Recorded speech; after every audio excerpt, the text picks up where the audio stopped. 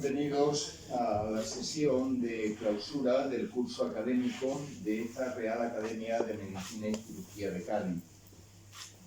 Antes de la exposición por parte del profesor Vilches de la conferencia reglamentaria, quisiera agradecerle, por un lado, a doña Mercedes Colombo, delegada del Gobierno de la Junta de Andalucía, al comandante naval de Cádiz, don Luis Solano,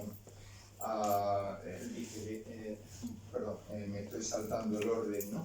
A la delegada territorial de Fomento, doña Carmen Sánchez, al al secretario general provincial de Universidad, don Andrés Valverde, a nuestro vicedecano, don José Carlos Armario Ita, su presencia aquí.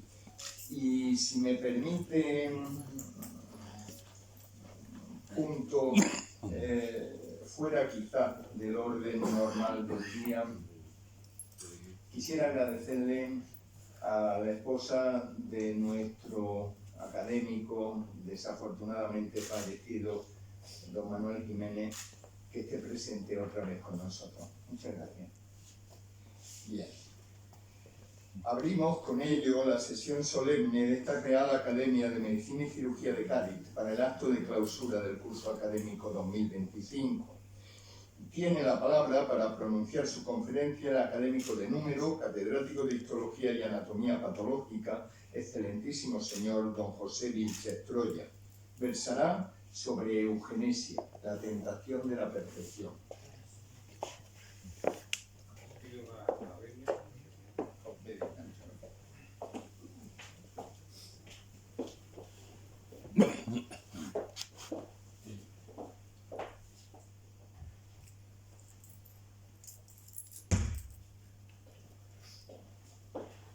Excelentísimo señor presidente, excelentísimas e ilustrísimas autoridades, ilustrísimos señores y señoras académicos,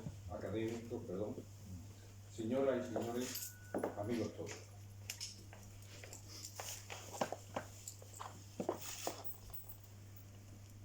Los militares suelen decir que se es militar toda la vida. Igualmente que los profesores, creo igualmente que los profesores compartimos esta sensación, añadiendo a la jubilación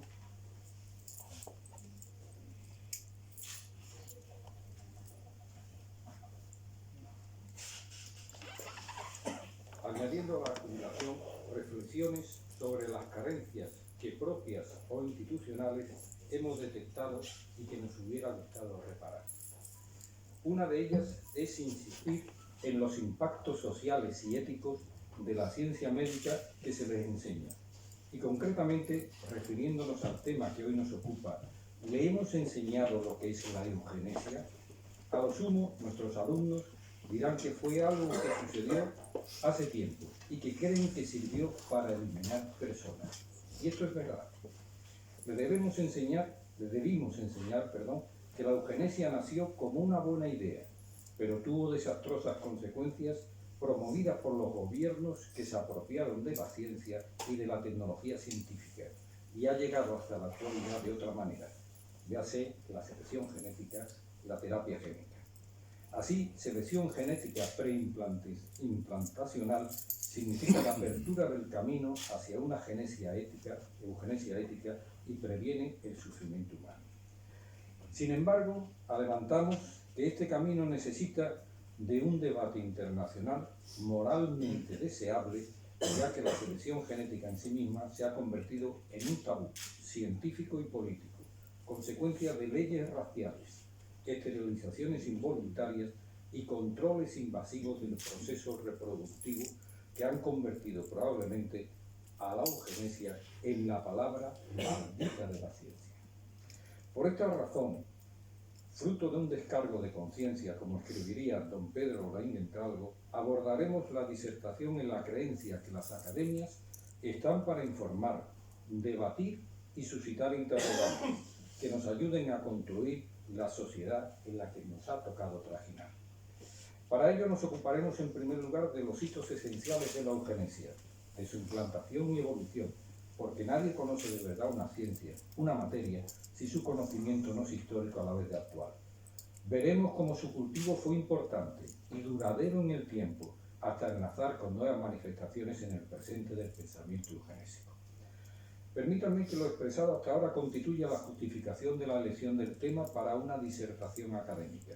Espero a lo largo de la exposición interesarles en el conocimiento de la ciencia de la mejora del linaje, como así fue enunciada por Francis Galton, padre de la eugenesia, allá en el año 1860. Brevemente, a Sir Francis Galton, nacido en el año 1822, científico victoriano, se le considera el padre de la eugenesia. Hijo de un banquero, Samuel Tertius Galton, casado con Violeta Darwin, hija de Erasmus Darwin, abuelo también de Charles Darwin. Samuel Galton fue el otro abuelo que se hizo rico fabricando armas, lo que provocó su expulsión de la comunidad cuáquera. Saben ustedes que era una comunidad religiosa que se oponía a la guerra, a las armas, etc. Su interés por la ciencia al abuelo le llevó a comprar un gran número de aparatos ópticos, publicando estudios sobre la visión de los colores, siendo nombrado amigo de la Real Sociedad. Samuel Tertius, padre de Francis Galton, continuó interesándose a sí mismo por la ciencia. En este ambiente acomodado y científico nació Francis Galton, que aprendió a leer a los 2 años y medio, y a los 4, en una carta a su hermana Adele, le dice: «Tengo 4 años, puedo leer en cualquier libro en inglés, puedo decir todos los sustantivos en latín y adjetivos y verbos activos, además de 52 líneas de poesía latina. Puedo sumar y multiplicar hasta 11. Puedo decir la pence table, literalmente mesa de penique. Era una tabla aritmética para la conversión de libras y chelines en penique y viceversa». Y añadía: «Leo un poco de francés y sé la hora». Firmado Francis Galton, el 15 de febrero de 1827. A los 5 años le enviaron a la escuela local, de donde quiso marcharse porque los niños eran vulgares. No habían oído hablar de la Ilíada. Al terminar la escuela, le enviaron a Francia, donde parece que no aprendió gran cosa, y a los 14 años asiste a una escuela libre, por aquel entonces diferenciada de las corrientes, escuela pública, que fue la escuela Rey Eduardo, en la que no se siente satisfecho, puesto que la gramática, el latín y el griego no le satisfacían. Le interesaban la literatura inglesa, las matemáticas y lo que denominaba sólida ciencia. Su padre le había destinado a ser médico, enseñándole una formación que incluía todos los aspectos prácticos y teóricos, a los que añadían visitas a hospitales del continente: Heidelberg, Múnich, Viena, Berlín, Hamburgo. Pero la medicina no despertó en él ningún interés, a pesar de que en su correspondencia no se registra ni una sola queja. Galton se interesa por las matemáticas, pero aunque tuvo excelentes preceptores, no tuvo mucho éxito con la mano. Sus exámenes no fueron muy satisfactorios, sintiéndose cada vez más superado por la dificultad de los estudios que realiza. Comienzan entonces los denominados años improductivos: visita a Egipto y el cercano Oriente. Carl Pearson, sobre el cual el doctor Almenara, nuestro compañero de academia, ha escrito una magnífica biografía, hace, refiriéndose a este viaje, una exacta descripción. La visita de Galton a Egipto y después a Siria era sin finalidad, eran las visitas inquietas del joven acomodado que busca de forma rutinaria el placer de viajar, sin objeto científico y sin ningún conocimiento ni arqueológico ni lingüístico. Como joven acomodado de la época, de su época y clase, tenía la ambición de sobresalir en algo, lo que le motiva a realizar la expedición a África, que comienza en marzo del 50 y finaliza en abril de 1852, publicando en 1853 la narración de un explorador en el África tropical del sur, por lo que obtiene la medalla de oro de la Real Sociedad Geográfica, y a poco comienza sus estudios sobre la raza y la necesidad de la mejora.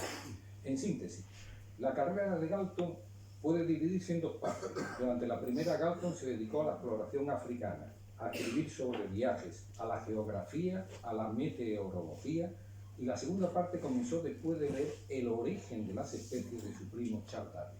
El libro convenció a Galton de que la humanidad podía mejorarse mediante la reproducción selectiva. Durante esta parte de su carrera se interesó por los factores que determinan lo que él llamaba el talento y el carácter humanos y su base hereditaria. En consecuencia, se adentró en la antropometría y la psicología, y fundó el campo de la biometría utilizando procedimientos estadísticos. En carácter y talento hereditario, Galton recoge 605 notabilidades, cita textual, que vivieron entre los años 1453 y 1853. Entre ellas hay nada menos que 102 relaciones. El contenido fundamental de esta obra era, por tanto, demostrar que los notables en todas las ramas del conocimiento estaban emparentados en una proporción muy alta. Consecuentemente, en eugenesia, su definición, alcance y objetivos, pensaba que había que difundir el conocimiento de las leyes de la herencia y promover su estudio, investigar la historia de las taras de la sociedad y los problemas de la fertilidad, sistematizar los hechos por los que las familias florecientes han llegado a hacerlo, estudiar las influencias principalmente sociales y potencialmente transformables que inciden en los matrimonios y, por último, insistir en la importancia de la eugénica para la nación con su aceptación por los intelectuales. En síntesis, Galton fue un integrante de la clase media inglesa, alta, victoriana, hija de aquella otra que se había hecho a sí mismo mediante su trabajo dando lugar a la revolución industrial. Era un autodidacta, capaz de autofinanciar sus estudios, a la vez conservador y progresista en algunos aspectos, lo que le permitió la construcción de la teoría eugénica. Galton se interesa por el estudio de los problemas relacionados con lo que se llama en griego eugene, es decir, compuesta por eu, bien, y génesis, de buen linaje, dotado hereditariamente con nobles cualidades. Así Galton, en 1883, escribe: deseamos ardientemente una palabra breve que exprese la ciencia del mejoramiento del linaje, que no está en ninguna manera confinada a cuestiones de apareamiento sensato, sino que especialmente en el caso del hombre toma conocimiento de todas las influencias en cualquier grado, por más remoto que sea, a dar a las razas o linajes sanguíneos más convenientes una mejor posibilidad de prevalecer rápidamente sobre los menos convenientes que de otra manera no hubieran tenido. No se preocupe. La definición nos puede parecer barroca y confusa, y de hecho lo es.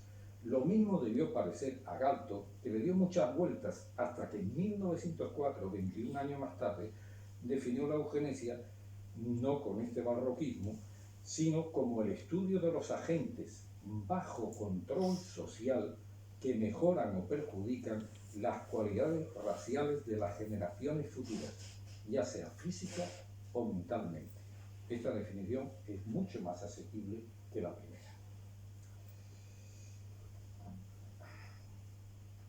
Esta definición lo que hace llevada a la práctica francamente primitiva, y así la primera línea, los agentes bajo control social, a nuestro juicio, justifica las medidas supremacistas que adoptaron los gobiernos.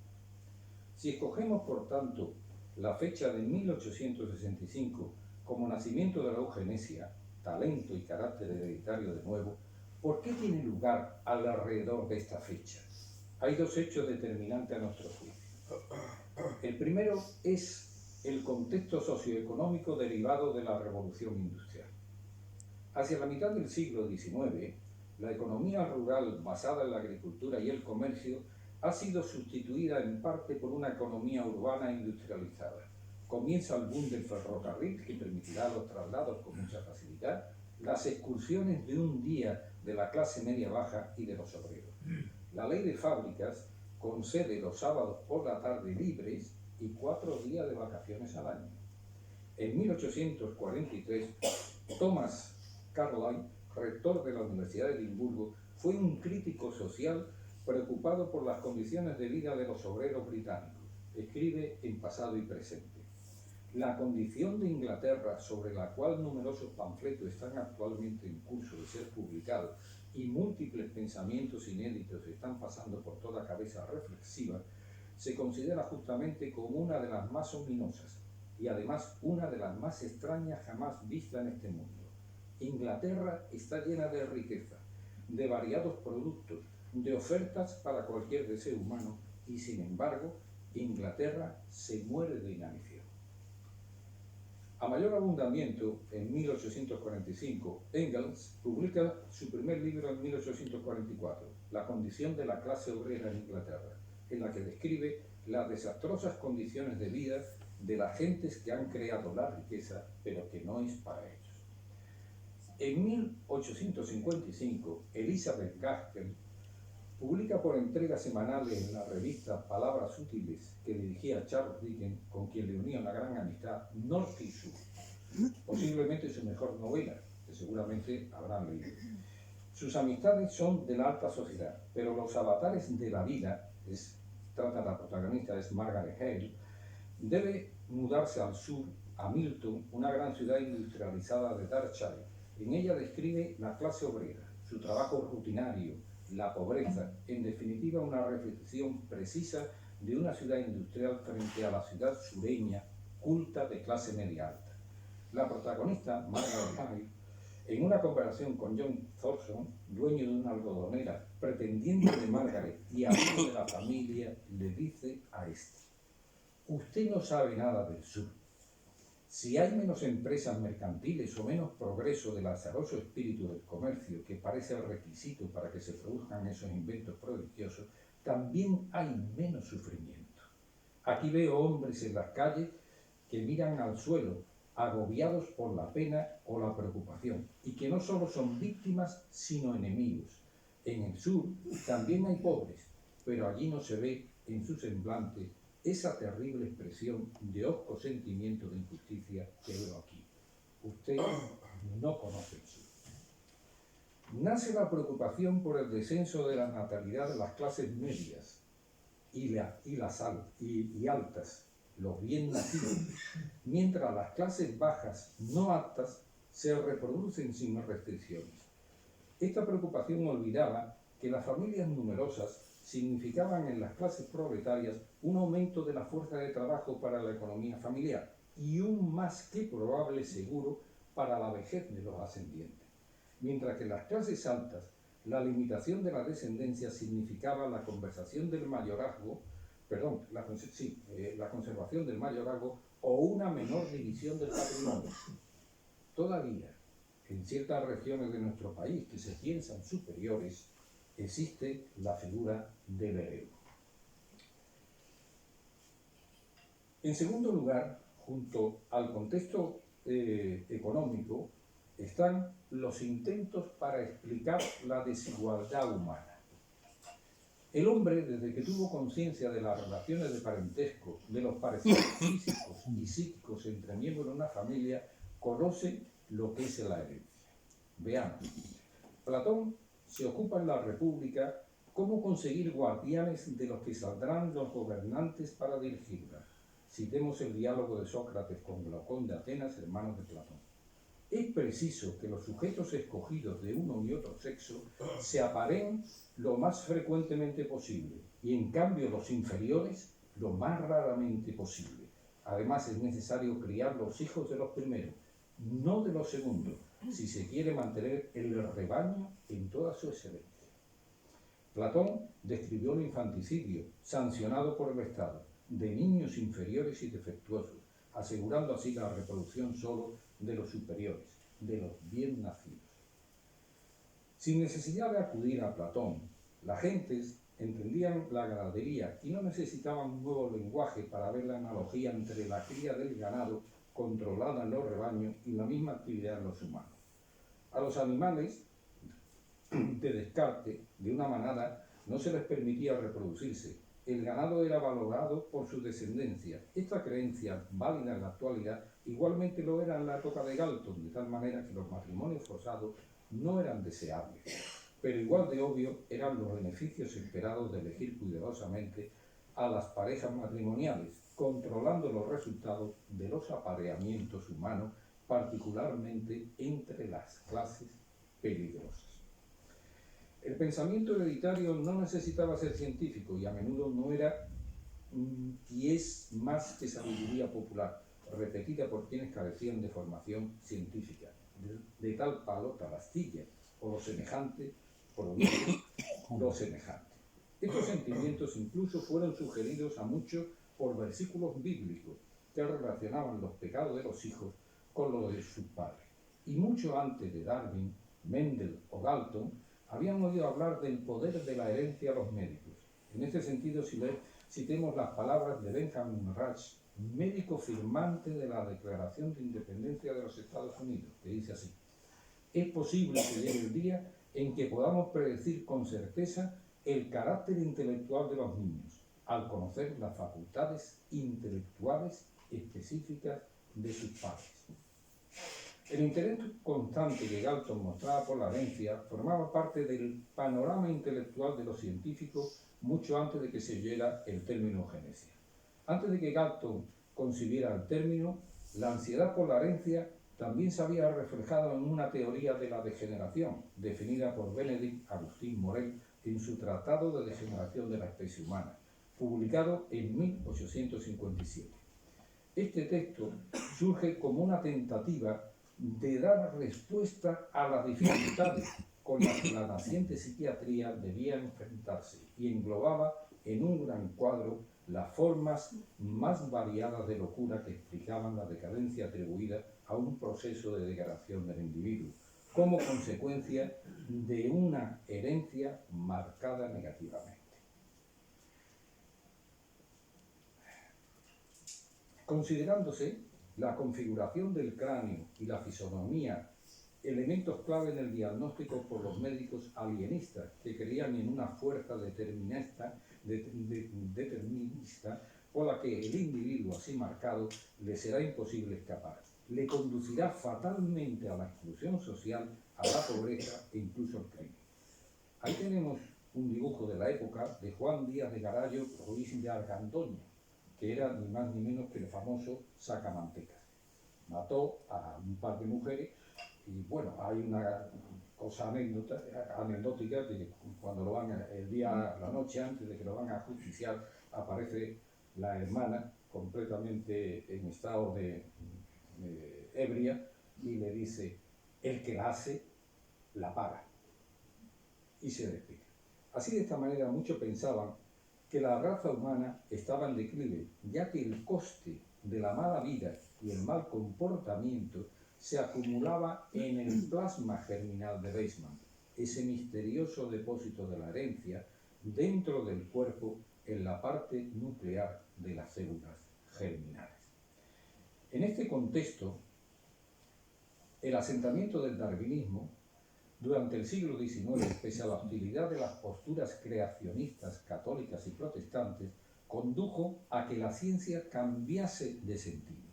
Se trataba de buscar aquello que ofreciese resultados prácticos, incluso en las ciencias sociales deslumbradas por Darwin y su teoría de la evolución, que explicaba que las especies evolucionaban como consecuencia de la selección natural. Hubo facciones biologistas, como el darwinismo social, una aplicación de la teoría científica de Darwin a la sociedad que postula que los fuertes ven aumentar su riqueza y poder, mientras que los débiles ven disminuir su riqueza y poder. Así, el darwinismo social se aplicó a las relaciones internacionales e incluso al dominio colonial. El nazismo y el fascismo hicieron una lectura propia del darwinismo social para defender su teoría de las desigualdades entre los individuos. La eugenesia se pone de moda. El primer objetivo de la eugenesia es controlar la natalidad de los no aptos, en lugar de permitir que nazcan, porque están condenados en gran número a perecer prematuramente. El segundo objetivo es mejorar la raza, fomentando la productividad de los aptos mediante los matrimonios y una crianza saludable de los hijos. El concepto de eugenesia se extendió rápidamente. A título de ejemplo, en Estados Unidos era frecuente ver a quienes se autodenominaban eugenistas participar en campañas para prohibir la prostitución, erradicar las enfermedades de transmisión sexual, prohibir el alcohol y otorgar el voto a las mujeres. Otros miembros del movimiento se centraron en mejorar el suministro de leche, en erradicar las toxinas ambientales que envenenaban a las madres y a sus bebés, elevando los niveles de morbilidad y mortalidad infantil. Otros hicieron hincapié en empoderar a las mujeres para que tomaran decisiones prudentes sobre su pareja o ampliar el acceso a la anticoncepción. Muchos fomentaron el matrimonio entre las personas sanas y prósperas, mientras que desalentaron la paternidad entre los pobres, los discapacitados o aquellos que se consideraban demasiado propensos a fracasar en la crianza saludable. John Harvey Kellogg, el inventor de los cereales para el desayuno y precursor sin saberlo del concepto de microbioma intestinal, promovió la vida biológica como eugenesia.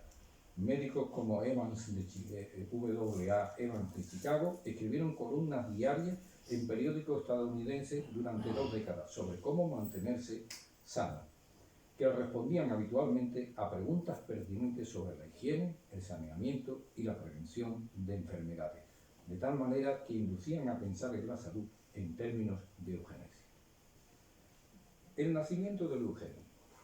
En este contexto tiene lugar el nacimiento de un movimiento político o ideológico denominado eugenismo, que predica una mejora cualitativa biológica de la población frente a la mejora moral y económica y cultural. Aquí tenemos un árbol, que es el movimiento eugénico, que se alimenta sus raíces desde la biología, psicología, la política, la genealogía, etcétera, etcétera, que era representante del eugenismo. La selección implica la valoración de los seres humanos, que permita encontrar quiénes son los superiores con respecto a otros considerados como inferiores, mediante unos baremos establecidos por la sociedad, respaldando así al racismo y al clasismo. El mensaje eugenésico se acompaña de supuestos beneficios como la desaparición de los impuestos, dado que dejarían de ser necesario el gasto social al desaparecer la financiación a los considerados defectuosos. La eugenesia beneficiaba a la burguesía y a las clases altas, y así lo entendían los neomalthusianos, que propugnaban una procreación ordenada que perseguía la riqueza de la sociedad. En este sentido, los políticos se apuntan al caso. Desde sus orígenes, el eugenismo tiene vocación política y se convierte en el fundamento científico de políticas de población. Para conseguir el tipo de progreso predicado por los eugenistas, la vía principal es el cuidado y la selección de la calidad de las poblaciones, interviniendo en los fenómenos demográficos como son los nacimientos y las migraciones, mediante medidas políticas propias del Estado. La acción política incluiría los siguientes ítems. Primero, la reglamentación sobre qué parejas podían formarse, previo examen de su actitud eugenésica. Ahí tenemos un dibujo, casi un chiste de la época, donde ella le está pidiendo: usted debe traer el certificado eugénico o eugenésico. Daría lugar a los certificados de actitud matrimonial, como se hizo en países americanos, prohibiendo las uniones e incluso las relaciones sexuales con personas pertenecientes a etnias malas o inferiores. Así ocurrió en la Alemania nazi. Los judíos que tenían relaciones con alemanes podían ser condenados a muerte. En Estados Unidos, hace no muchas décadas, existían leyes prohibiendo a los negros tener relaciones con las mujeres blancas. Recordemos una excelente película del año 1967, que muchos habrán visto, interpretada por Sidney Poitier y Catherine Houghton. Adivina quién viene a cenar esta noche. Y hoy en Israel se considera un agravante que el abusador o agresor sea palestino. En cambio, si lo comparamos con España, yo creo que esto habría que hacerlo, en las leyes de India, apenas a los 5 o 7 años ya, cuando traen aquí a Colón encadenado porque se había pasado, el hombre se sentía fracasado porque no había especias para ganar dinero, y el oro era muy poco. Entonces se hace con un sacerdote, con un monje, Obando, se manda una cédula de Isabel la Católica, en la que dice que allí tienen que llegar los españoles y tienen que mezclarse con las indígenas, e incluso las españolas se mezclen también con los indígenas. Eso no sucede en el mundo anglosajón. Y yo creo que eso, sinceramente, hay que reivindicarlo. Hay que reivindicarlo. Entonces, pasemos al segundo. El segundo es el fomento de la inmigración desde países con población mejor. Esta fue la política de población de muchas colonias, que tenían un exceso de composición nativa en su raza. Muchos países de Hispanoamérica tuvieron políticas estatales de captación de inmigrantes europeos, mientras que frenaban la inmigración asiática. Australia mantuvo esta política durante bastante tiempo. Estos días he visto una película magnífica, la tienen ustedes en Amazon Prime, que es una mujer italiana en Estados Unidos. Se trata de la Madre Cabrini, la primera santa norteamericana y patrona de los inmigrantes. En aquella época, los inmigrantes italianos que iban a Estados Unidos eran totalmente despreciados. Vivían apartados en Five Points, que era un sitio totalmente espantoso. Eran expulsados, no podían ir a hospitales, no podían montar, y eran italianos. O sea que esa política, vuelvo a reivindicar, no era la que hizo España. Tercero, el tercer punto, aquí tienen ustedes a unos inmigrantes que están en la isla de Ellis cuando van a ser clasificados y más o menos permitir la asistencia. Si han visto otra película que es en Nueva York, verán que la guerra que se suscita entre los ingleses, los de origen inglés, y los de origen irlandés es a muerte. Esa película no es simplemente una película de bandas, es una película que nos transmite que los irlandeses eran una raza, entendido por raza en el sentido que se entendía, muy inferior a los ingleses. La esterilización de quienes presentan características físicas o mentales poco convenientes. Una esterilización de la época, aquí pueden ver ustedes el anestesista que está soltándole ahí y los médicos que se están afanando en la esterilización. La esterilización de quienes presentaban características físicas o mentales poco convenientes y que podían transmitirse hereditariamente. En este caso, promulgando leyes de esterilización obligatoria que se utilizaron en los alemanes en el país más avanzado. El país más conocido por tales prácticas fue la Alemania nazi, pero su legislación está basada en la estadounidense, la primera en realidad en ser aprobada. Echamos siempre la culpa al que es derrotado. Los países nórdicos han mantenido este tipo de esterilización hasta la década de los 70. Recordemos la novela que habrán leído algunos y habrán visto la película de 2013, El abuelo que saltó por la ventana y se largó. Cuarto, el aborto preventivo de las discapacidades hereditarias. El eugenésico es todavía uno de los supuestos legales que justifican el aborto en muchos países, incluida España. En síntesis, la acción política podía actuar mediante la eugenesia negativa para minimizar la transmisión de genes considerados perjudiciales aplicados casi siempre de forma coactiva, la esterilización, o mediante la eugenesia positiva, desarrollando técnicas que posibilitan someter a los embriones a una prueba genética preventiva para evitar el riesgo de transmisión de enfermedades hereditarias, es decir, lo que hoy conocemos con el nombre de diagnóstico prenatal. El legado de Galton.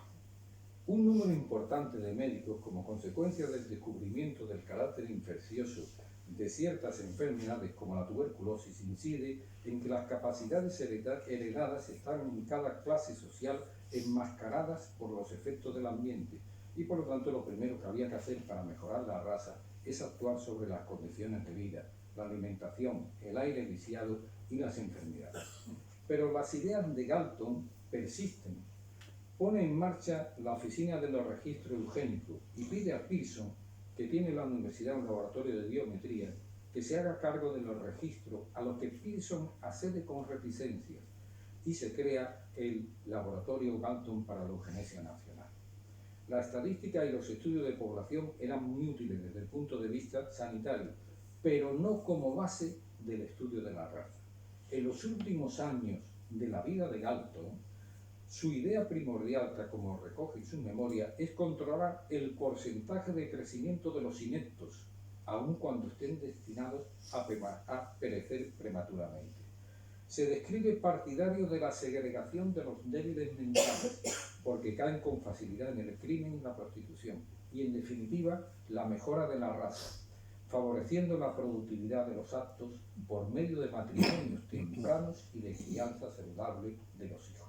Galton, poco antes de morir, de su muerte en 1910, escribe una novela. Aquí tienen ustedes a Galton y Pearson, y lo que queda de escritos que se hacen sobre la novela. Escribe la novela Can't Say Where, que fue rechazada para su publicación. Can't Say Where es un juego de palabras, ya que en inglés suena igual que Can't Say Where, no puedo decir dónde. Podemos tener la tentación de decir que es Kant, el filósofo, el que dice dónde, pero no hay ningún contenido filosófico en la novela, ni se nombra en absoluto a Immanuel Kant. La novela detalla la lucha de un joven por adaptarse a una utopía eugenésica y casarse con el objeto de su afecto, una señorita Alphonse, que podemos traducir como toda elegancia, quizás la traducción más lógica sea pura fantasía. Esta lucha implica diversas pruebas físicas y mentales, así como controles hereditarios y reproductivos para que los hombres y mujeres más aptos sigan sobreviviendo. Fue escrita por Francis Galton como una forma popular de difundir las ideas sobre la eugenesia entre un público más amplio. El párrafo que transcribimos a continuación nos da una idea de su contenido. Hay colonias de trabajo donde los muy inferiores están segregados en condiciones nada onerosas, excepto que deben trabajar duro y vivir en celibato. Tras su muerte, la sobrina de Galton destruyó parte de Can't Say Where debido al temor a la reacción ante las escenas de amor. Es curioso. El único ejemplar que sobrevivió pasó al biógrafo de Galton, Carl Pearson. Los escritos de Galton tuvieron un poderoso impacto en quienes asumieron la eugenesia en los años previos a su muerte en 1911, y en menos de 2 décadas el término que inventó para describir este nuevo campo de estudio se había extendido junto con su idea por todo el mundo. Hasta el final de la Segunda Guerra Mundial, el eugenismo fue una posición intelectual hegemónica y prácticamente universal, compartida en sus distintas versiones por la práctica totalidad del espectro político. Fueron eugenistas Winston Churchill, Bernard Shaw, Keynes, Henry Ford, Theodore Roosevelt, el movimiento libertario y los nazis alemanes.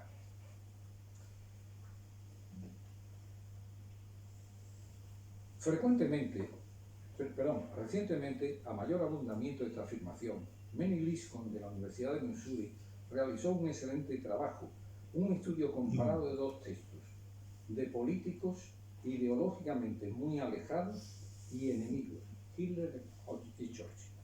Voy a leer lo que opinaban esos 2 políticos sin decir el nombre. Se puede jugar, cada uno puede jugar, a ver de quién es este texto. Seguramente se llevarán una sorpresa. Dice el primero: el crecimiento antinatural y cada vez más rápido de las clases de débiles mentales y dementes, sumado a una restricción constante entre todas las clases ahorrativas, enérgicas y superiores, constituye un peligro nacional y racial imposible de exagerar. Considero que la fuente de la que se alimenta la corriente de la locura debería ser cortada y sellada antes de que pase otro año. Este es el texto. Vayamos al segundo. La exigencia de que se haga imposible que las personas defectuosas sigan propagando descendencia defectuosa se basa en los motivos más razonables, y su debido cumplimiento es la tarea más humana que la humanidad debe afrontar. se evitará el sufrimiento infeliz e inmerecido de millones de personas, con el resultado de que habrá una mejora gradual de la salud nacional. Si el primero que ha aparecido de Hitler, nos hemos equivocado. El primero es de Winston Churchill. Y el segundo que parece de Churchill es el de Hitler. La eugenesia, los médicos en general, fueron de los primeros en defender la eugenesia.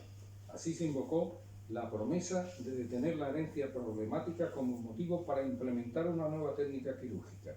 En su pionera descripción de la vasectomía, Albert Einstein, el que tenemos aquí, argumentó que una gran proporción de todos los criminales degenerados y pervertidos provienen de padres con afecciones similares.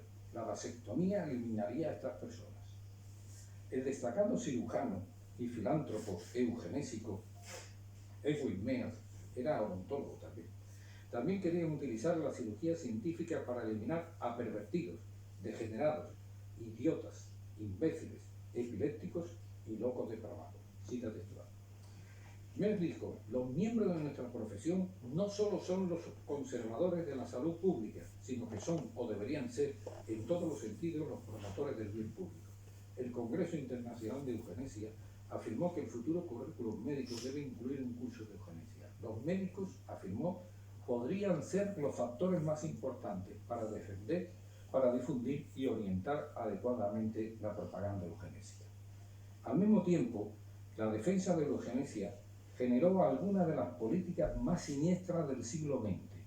La historia eugenésica, que hoy suscita una condena generalizada, reside en el conjunto de leyes coercitivas que se adoptaron como expresión de la ideología eugénica.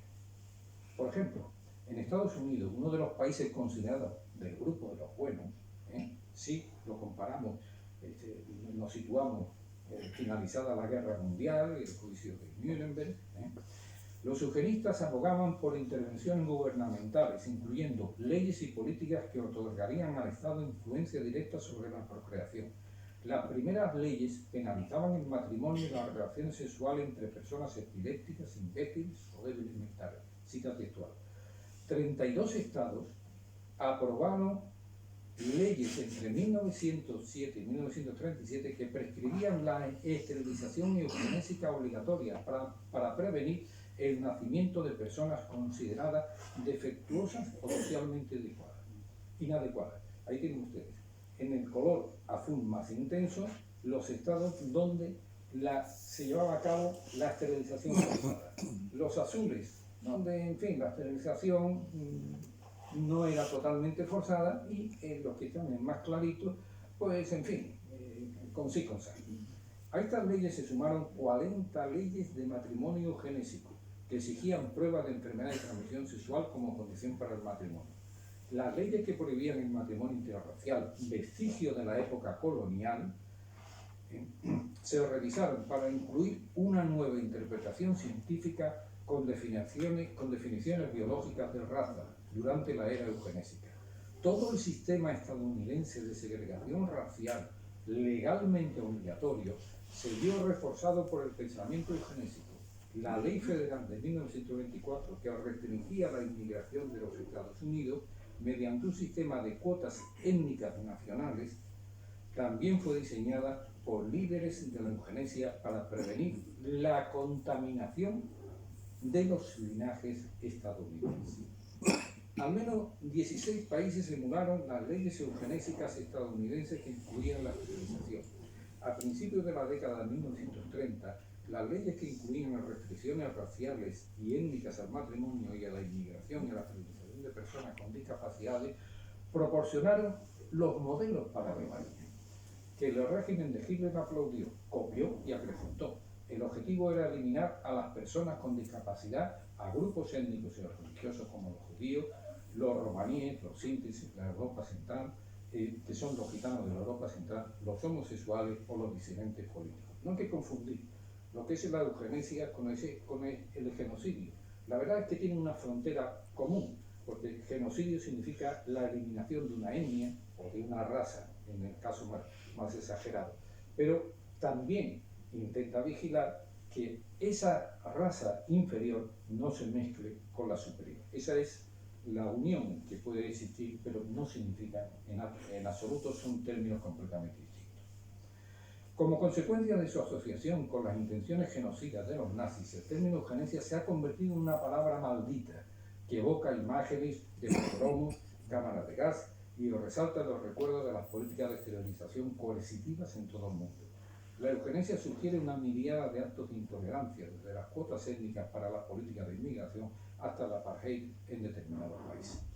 La gente se sintió cómoda usando la palabra eugenesia, porque gran parte de lo que significaba encajaba perfectamente con las ideas que ya tenía, y así la eugenesia pudo entenderse mejor no como una ideología política cargada de odio, sino como una corriente continua de pensamiento ligada a la idea potente de la herencia. Llega un momento en que la sociedad tiene interés en olvidar. Cuando hablamos de eugenesia, eugenismo, cuestiones eugénicas, doctrina eugenésica y supremacismo racial, asociamos de forma inmediata estos términos a la imagen de los campos de concentración, del holocausto, de los pseudocientíficos inhumanos experimentos del Dornier. Sí, en la Alemania nazi en 1934 se promulgaron las leyes de esterilización para las discapacidades que se consideraban hereditarias, que incluían hasta el alcoholismo crónico. Sin embargo, la creencia en que la raza podía mejorarse eliminando a los considerados como defectuosos estuvo muy extendida entre muchos científicos y gobiernos, incluidos los que solamos adscribir, como decíamos antes, al bando de los buenos. En el caso de Estados Unidos, que en 1907, incluyendo en sus legislaciones la esterilización forzada, financiada en gran medida por programas federales. Alan Chase señala en un libro traducido literalmente, El legado de Malthus, el coste social de la nueva ciencia del racismo, que entre 1907 y hasta 1964 se esterilizaron en Estados Unidos 63.678 personas, el 52,4% en contra de su voluntad, por ser juzgados retrasados mentales, dándose como más probable la cifra de 150.000. En palabras del juez federal Hessel, la gente pobre ha sido injustamente coaccionada para que aceptara las operaciones de esterilización ante la amenaza de retirar varios de los beneficios sanitarios costeados por fondos federales si no se sometía a la esterilización reversible. Tras la derrota de los nazis, la constatación de las atrocidades cometidas en nombre de la mejora biológica de la población desprestigió la corriente eugénica y en todas partes sus defensores reconsideraron sus creencias o simplemente dejaron de tener el gran predicamento político y el apoyo económico institucional de las décadas anteriores. Después vino un gran silencio historiográfico, hasta tal extremo de que muy poca gente ha oído hablar nunca del eugenismo como movimiento político. ¿Y en España qué?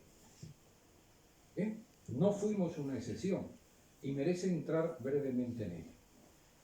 La introducción y difusión de los principios de la eugenesia tuvo lugar en el primer tercio del siglo XX, estableciéndose relaciones con la medicina, la pedagogía y la eugenesia.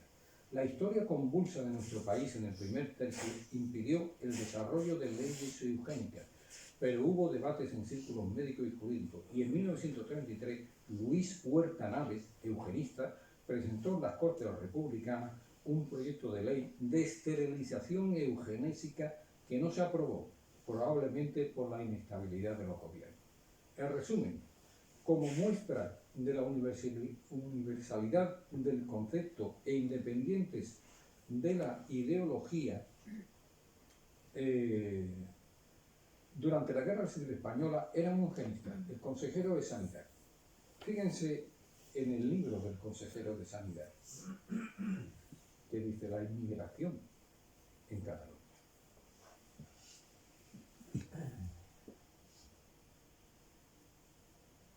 Y este fue un anarquista, además, tiene una biografía increíble. Estableció campos de concentración, alojó a los supuestos que no cumplían los ideales de no sé qué raza. un personaje. En el lado contrario fue también Antonio Vallejo Nájera, a la sazón director de prisiones militares nombrado por Francisco Franco. Fue también un eugenista. Con posterioridad, durante el franquismo, se rechaza la eugenesia biológica, entiéndase las esterilizaciones, sustituyéndose por una eugenesia espiritual y moral que incluía represión de las conductas degeneradas y la consiguiente reeducación.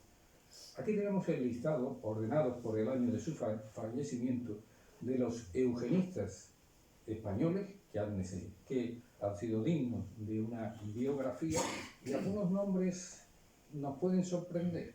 Enrique Diego Madrazo y Azcona es el padre de la eugenesia, pero es una eugenesia donde combina la pedagogía y es bastante interesante leer su libro.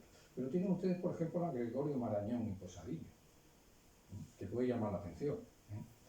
Entonces, esta lista, que sus biografías son muy interesantes y su papel en la eugenesia, pero excede, lógicamente, de esta disertación.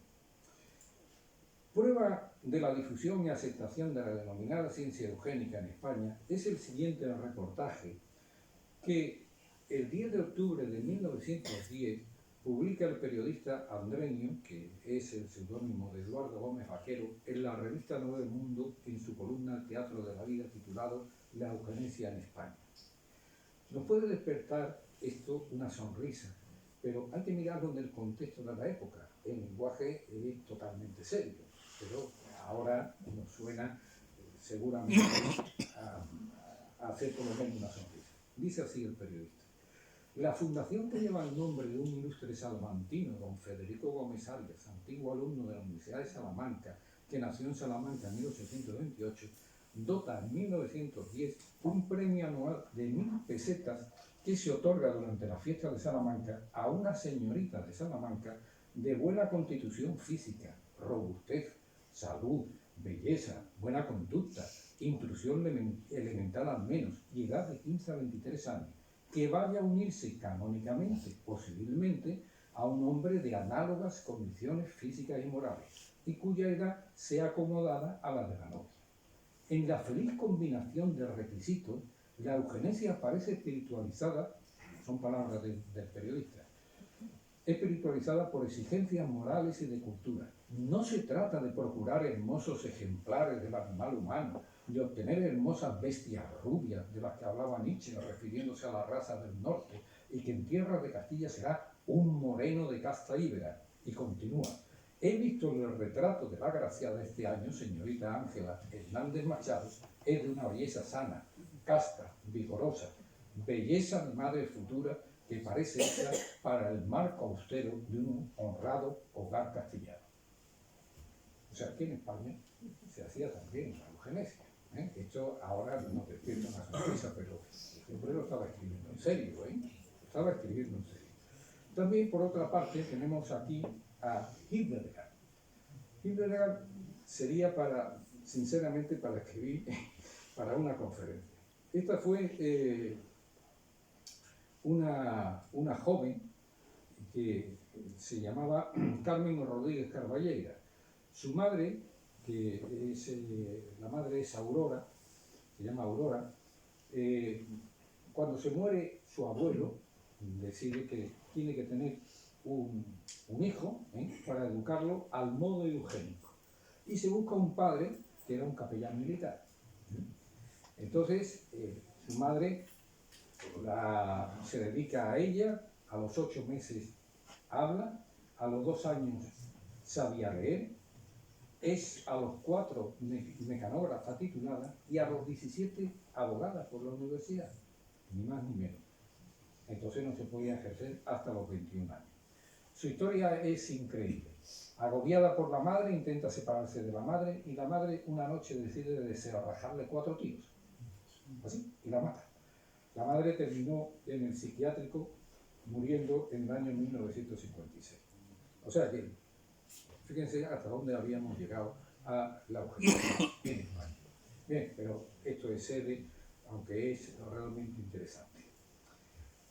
En la tecnología, y vamos ya ir concluyendo, en la tecnología reproductiva, la eugenesia médica, lo que hoy se conoce por eugenesia médica. El 25 de julio de 1978 nació Louise Brown, la primera que se denominó, recordarán ustedes, bebé probeta, y que fue concebida mediante el uso de la tecnología de reproducción asistida in vitro. Estos procedimientos se desarrollaron durante la década de los años 70 para ayudar a las parejas infértiles a tener hijos biológicos, cumpliéndose así el deseo de los padres. En 2018, cuando Luis cumplió 40 años, habían nacido más de 8 millones de bebés por reproducción asistida en el mundo. España es el país de Europa que realiza más tratamientos y el tercero del mundo. La misma tecnología también permite la detección genética y el sacrificio de embriones con problemas mediante el uso del diagnóstico genético preimplantacional. Esta técnica se utiliza para evitar la implantación de embriones que pueden tener un trastorno genético entre unos 103 trastornos genéticos hereditarios y anomalías cromosómicas, de los cuales los más frecuentes son fibrosis quística, anemia falciforme, distrofia muscular de Duchenne y la enfermedad de Huntington. En palabras de Comfort, en una tradición libre, guiados por los principios de ganancia individual en lugar del progreso social, el determinismo genético significa velar por los intereses hereditarios de uno frente al acervo genético público colectivo. Este libro está extraído de La ciencia de la perfección humana, cómo los genes se convirtieron en el corazón de la medicina estadounidense. Fijémonos que en este libro no aparece la palabra maldita, la eugenesia. La selección genética preimplantacional, significa la apertura del camino hacia una eugenesia ética y previene el sufrimiento humano. Los costos económicos considerables para la sociedad al evitar los posibles nacimientos de bebés enfermos, la amenaza a la integridad corporal de la mujer en el aborto y, por último, es probable que reduzca los defectos genéticos en la descendencia. Este camino necesita, como expusimos anteriormente, de un debate internacional moralmente deseable. Si bien ningún genetista serio hoy en día argumentaría que la biología humana, la moral humana o todo el comportamiento humano están completamente determinados por la genética, existe sin embargo un grave desequilibrio en la comprensión pública del poder de la herencia y el papel que desempeña la genética, resultado de la extraordinaria atención prestada a la genética en la prensa popular, lo que la ha convertido en parte de nuestro lenguaje. La referencia a rasgos controlados por un gen para todo, desde la laboriosidad hasta la criminalidad, la obesidad y la inteligencia, demuestra que el poder del pensamiento eugenésico aún está presente y algunos científicos siguen aumentando la confusión pública al usar un lenguaje impreciso en la referencia a temas como la raza y la genética de las poblaciones. Conclusión. Evitemos la tentación de la perfección. Creemos que la eugenesia debe seguir mereciendo nuestra atención como campo de estudio histórico y sobre todo debe ser de especial interés para quien cultivan la experiencia genética, porque es fácil hacer un mal uso de esa ciencia. Es difícil establecer los límites de la llamada genética ética en un mundo cambiante en el que la política y los políticos evalúan constantemente los costes de los determinados beneficios sociales, el equilibrio presupuestario y, en última instancia, la misma retórica de la eugenesia que hace que algunos crean peligrosamente que las tecnologías de edición genética como el CRISPR, procedimiento mediante el cual se desactivan genes, se insertan nuevas secuencias o se corrigen mutaciones que se emplean en el tratamiento de enfermedades genéticas como la anemia falciforme, distrofia muscular, serían el camino hacia los bebés de diseño u otras fantasías de mejoras que se desarrollan en escenarios distópicos futuristas. Ello nos obliga a tener siempre presente cuán fácil es hacer un mal uso de la eugenesia. Fíjense en ese cartel, las letras pequeñas, que dice, ¿qué tiene de malo la perfección? Así, la mitología griega nos inspira el título de esta conferencia. En la mitología griega hay ejemplos que explican el sentido del castigo divino. Es frecuente, hay un dicho en español que se utiliza con frecuencia: ten cuidado que Dios castiga a los hombres concediéndoles sus deseos. En la mitología griega hay ejemplos El rey Midas, ambicioso y codicioso, siempre deseaba tener más oro. Semele, que deseaba ver a Zeus en todo su esplendor, rayos, truenos y fuego celestial, murió fulminada por un rayo. Eos, diosa de la aurora, deseó que su amante Títono, un príncipe troyano, viviera eternamente y olvidó pedir también su juventud eterna, por lo cual convivió con un anciano. De todos, he escogido a Pigmalión y Afrodita para inclinar el título. Pigmalión deseó que su estatua perfecta, Galatea, cobrara vida. No hay castigo directo, porque obró por amor, pero el castigo de Pigmalión fue enamorarse de un ideal imposible que lo aísla del mundo real. Esta estatua, que es de Falconet, ven ustedes que arrodillado está aquí Pigmalión con martillo y tal, esculpiendo, detrás está Afrodita, infundiéndole vida, y esto inspira el título, porque así sucedió con la eugenesia. La tentación y el deseo de la perfección imposible. El castigo ya lo hemos expuesto anteriormente. Muchas gracias por su atención.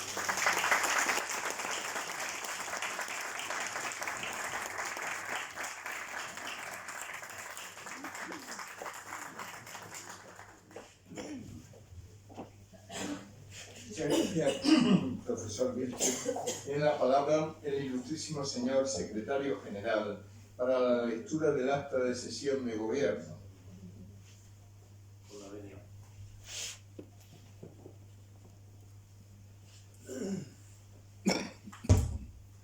Punto de orden del día del acta de la sesión general extraordinaria del día 26 de junio del 2025. En el punto único del orden del día, propuesta del presidente de honor a favor del ilustrísimo señor don José Vilches Troya, se refiere que, cumpliendo la normativa vigente, artículo 25 de nuestros estatutos y 9 y 14 de nuestro reglamento de régimen interior, la Junta de Gobierno de esta Real Academia decidió proponer el nombramiento referido. Tras ser presentada por el presidente, doctor Girón González, el Pleno de la Corporación, previo voto secreto, acuerda aceptar tal propuesta, por lo que se nombra presidente de honor de nuestra Real Corporación al excelentísimo señor don José Vilches Troya, quien lo recibirá en la solemne sesión de clausura del curso prevista para el día 20 de noviembre próximo, lo cual le será comunicado oficialmente por el secretario. De todo lo antecedente, como secretario general doy fe, en Cádiz a 20 de noviembre del 2025, firmado doctor Juan Rafael Cabrera Afonso, secretario general perpetuo.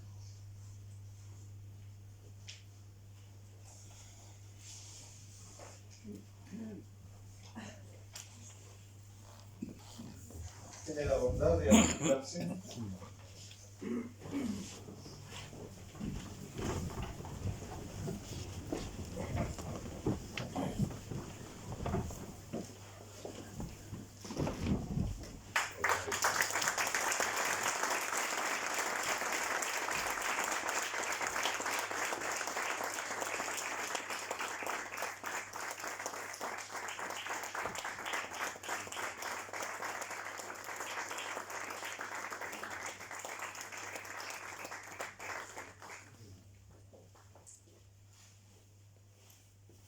Se procederá a incorporar a la galería de la Real Academia el retrato del doctor Vilche que se está proyectando en este momento.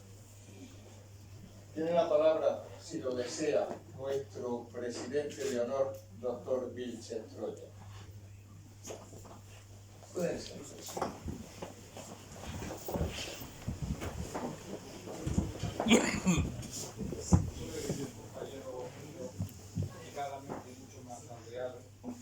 No tengo palabras, sinceramente no tengo palabras. Simplemente decir gracias de todo corazón a mis compañeros y compañeras académicas por el detalle que han tenido, encabezado por sus presidentes, secretarios. Muchas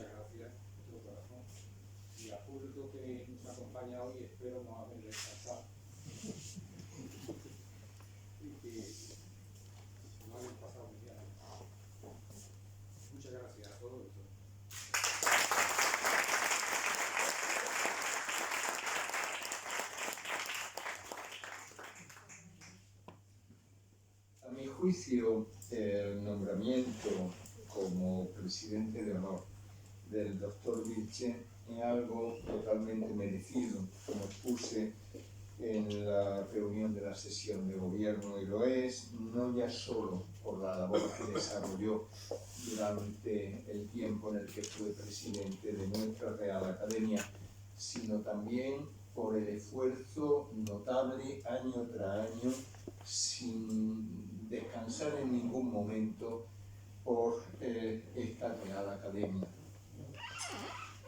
Y a San Mateo, a los tibios los vomita Dios. Y decía el profesor Vilche, citando a texto de la Universidad de Oxford, que la historia no la cambia ni Dios. En la conferencia de hoy han visto el talante de nuestro presidente de honor y su referencia precisamente a esa historia que, aunque hayamos intentado olvidarla, no la va a cambiar nadie, aunque las interpretaciones de la misma sí que sean diversas a lo largo de los siglos. No descanso más, pónganse en pie, por favor.